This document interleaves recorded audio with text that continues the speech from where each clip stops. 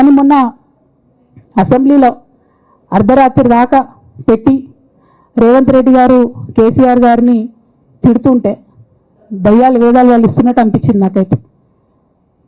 దానికి ఈయన హీరోలాగా ఎదుర్కొన్నాడు, ఈయన 6 అడుగుల బుల్లెట్ అని పార్టీ అంతా ట్వీట్ చేస్తే, మరి 6 అడుగుల బుల్లెట్ ఎవరికి గాయం చేస్తుంది? ఎండ్ ఆఫ్ ద డే ఇవాళ అయితే నన్ను గాయపరిచింది, రేపు రామన్నను గాయపరుస్తారో కేసీఆర్ని గాయపరుస్తారో.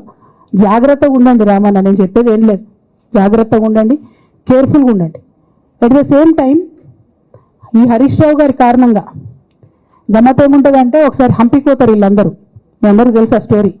హంపికి పోయి పాటలు పాడుకుంటారు, మొత్తము చాలా మంది కలిసి కేసీఆర్ గారిని చాలా అవమానకరంగా మాట్లాడతారు, ఒక పార్టీని వెనుపోటు పడదామని డిజైన్ చేశారు. ఇదంతా వీరికి తెలుసు, హరీష్ రావు గారికి తెలుసు. నేను ఆ రోజు సాక్ష్యం ఉన్న హరీష్ అన్న వచ్చి లిటరల్లీ రామన్న చేతులు పట్టుకొని, అరే మామయ్యకి చెప్పురా, సింక్ ఆర్ సేల్, నేను మామయ్యతోనే ఉంటా అని చెప్పి అక్కడ మాట్లాడుకున్న వాళ్ళందరూ పెద్దసారి దగ్గర అవుట్ చేసిండి. ఆ తర్వాత పర్యవసానంలో ఈటల రాజేంద్ర అన్న బయటికి వెళ్ళడం.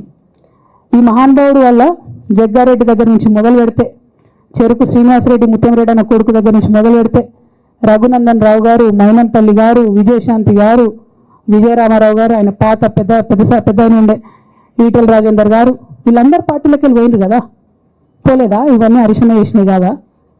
ఆనాడు దుబ్బాక ఉప ఎన్నిక ఎందుకు ఓడిపోయినాం? దుబ్బాక ప్రజలకు ఇప్పటికి కూడా గుర్తుంటుంది. వాళ్ళందరూ ఒకటే మాట చెప్తారు, ఈయన సిద్దిపేటకు తప్ప ₹1 రానివాడు దుబ్బాకకు, ఈయన వచ్చి ప్రచారం చేసింది కాబట్టి మేము ఓటు వేయాలని ఓపెన్ చెప్పారు ఆనాడు ఎన్నికలలో. దానికి ఏం రాపించుకుంటాడు ఈయన పేపర్లలో? ఒంటరి పోరాటం చేసి ఓడిన హరీష్ రావు. అసలు ఓడిపోయింది మీ వల్ల కదా. మీరు మీడియా మేనేజ్మెంట్లో సూపర్, అలా డౌట్ ఏం లేదు. రామన్న యూట్యూబ్లు మేనేజ్ చేసి నా మెయిన్ స్ట్రీమ్ మీడియా మేనేజ్ చేస్తాడు, అంతే, అంతకుమించి వేరే ఏం లేదు. నేను రామన్న రిక్వెస్ట్ చేస్తున్నాను, మీరు కూడా ఆ స్కిల్ నేర్చుకోండి అన్న.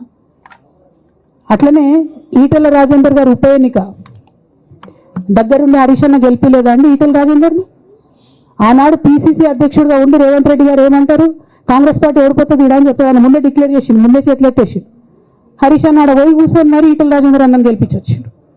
ఈ బంధం రేవంత్ రెడ్డి గారిది హరీష్ రావు గారు అప్పటి నుంచి కొనసాగుతుంది, కొత్త బంధం ఏం కాదు ఇది.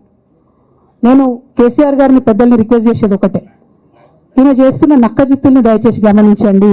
ఇవాళ నేను బయట పోతా కావచ్చు, నాదేముంది, ఉద్యమంలోకి వెళ్ళి వచ్చినా వాళ్ళ ఉద్యమంలోకే పోతా, నాకు భయం ఏముంటుంది, నాకు ఎన్నడూ పదవుల మీద ఆశ లేదు.